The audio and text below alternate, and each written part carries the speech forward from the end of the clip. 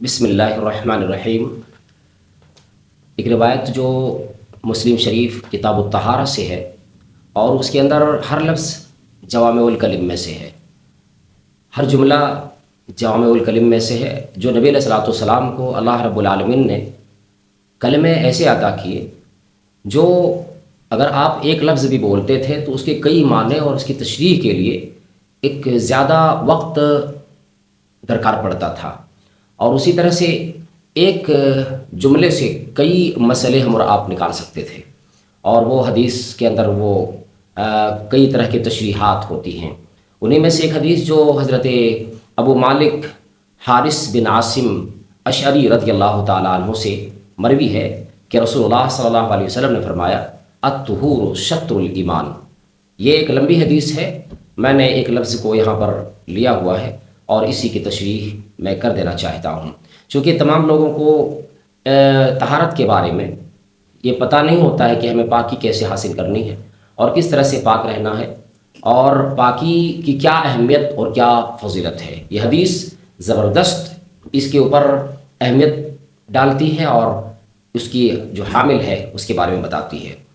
اب یہاں مراد دیکھیں، الطہور شطر الایمان کا جو لفظی معنی ہوتا ہے وہ ہوتا ہے کہ پاکی آدھا ایمان ہے۔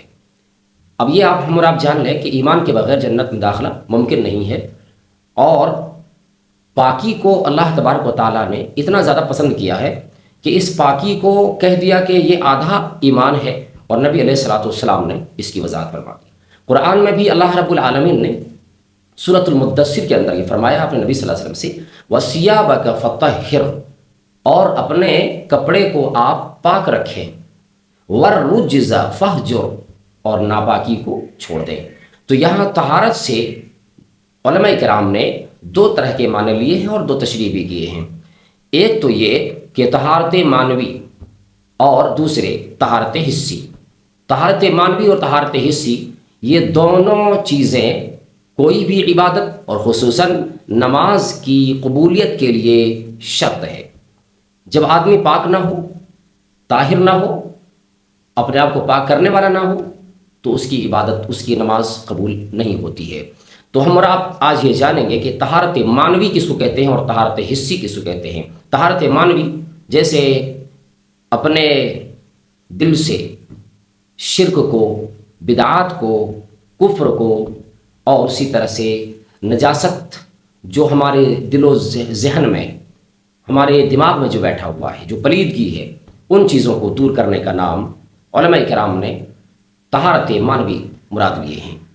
اور یہ چیزیں اللہ رب العالمین کو جو پلیدی ہے، شرک ہے، بدعت ہے، یا عقیدے میں خرابی ہو، تو اللہ تعالیٰ کوئی چیزیں پسند نہیں ہیں۔ خاص طور سے اللہ رب العالمین نے قرآن کریم میں فرمایا کہ جو مشرک ہوتے ہیں وہ نجس ہوتے ہیں، وہ ناپاک ہوتے ہیں، وہ سمندروں میں ڈبکیاں لگا لیں، وہ کسی بھی پانی سے غسل کر لیں، دن میں کئی دفعہ غسل کر لیں، نہا لیں، لیکن وہ پاک نہیں ہو سکتا ہے، اس کی عبادت خصوصاً اس کی نماز قبول نہیں ہو سکتی ہے۔ تو یہ طہارت معنوی ہے۔ اور طہارت حسی کہ آدمی غسل کرے، اپنے جسم کو صاف کرے، نجس سے پاک کرے، کوئی گندگی لگی ہو، غلاظت لگی ہو، جسم کو، کپڑے کو پاک صاف رکھے، تو یہ طہارت حسی ہے۔ وضو کرنا، اور وضو بھی نماز کے لیے شرط ہے۔ تو یہاں دونوں مراد ہیں، اور خصوصاً امام نووی رحمہ اللہ نے یہاں پر وضو مراد لیے ہیں، اور بعض علماء کرام نے بھی یہاں خصوصی طور پر وضو کرنا مراد لیے ہیں کہ کیونکہ وضو کے بغیر نماز نہیں ہوتی ہے، نماز کے لیے جو شرط ہے وہ وضو ہے۔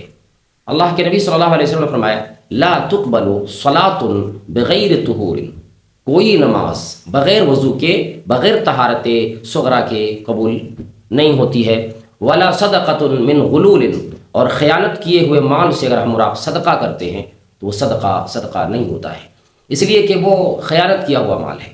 تو ہمیں اور آپ کو اللہ تبارک و تعالیٰ یہ پسند کرتا ہے کہ آدمی پاکی حاصل کرے، وضو کرے، غسل کرے، اور اپنے عقیدے میں اصلاح کرے، اپنے عقیدے کو صحیح کرے، یعنی شرک سے اپنے آپ کو پاک کرے، اپنے دل کو پاک کرے، اللہ رب العالمین پر مکمل اعتماد ہو، قیامت پر ایمان ہو، اور اسی طرح سے اللہ پر ایمان ہو، اللہ کی آسمانی کتابوں پر ایمان ہو، نبیوں پر، فرشتوں پر، اور اپنی تقدیر پر بھی ایمان رکھتا ہو، تو وہ مومن کہلاتا ہے۔